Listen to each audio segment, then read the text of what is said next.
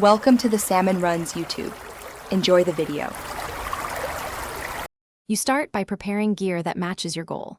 Choose a rod length and power paired with 6 lb 20 lb line and a lure rated for that setup. Rig the line to the reel, spool it properly, and set the drag to roughly 25% of the line test so you can fight fish without snapping. Use a secure clinch knot to attach the lure. Once done, adopt an open stance with your dominant foot back so you can generate a strong, controlled casting motion. Now you focus on the middle steps that create a clean cast.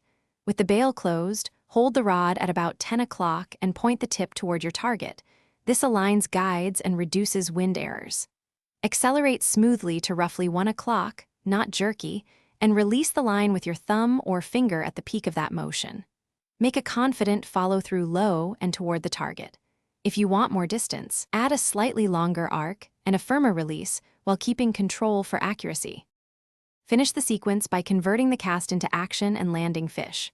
Start your retrieve with a cadence that matches the lure. Steady cranks, twitches, or deliberate pauses. When you feel a bite, set the hook with a sharp but controlled wrist lift. Don't yank as that breaks lines.